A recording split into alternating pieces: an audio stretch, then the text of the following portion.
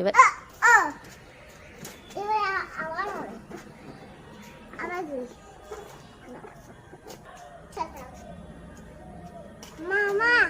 হ্যাঁ বলো। বেলুনটা পেড়ে দেবো? ওপরে উঠে গেছে? আচ্ছা ঠিক আছে, তুমি চেষ্টা করো, কই একটু পারো কিনা। পারছো না? এই তো হয়ে যাবে, পারো পারো পারো, চেষ্টা করো। কিছুতেই পড়ছে না? আচ্ছা ঠিক আছে, আমি পেড়ে দিচ্ছি। এই নাও বাবা।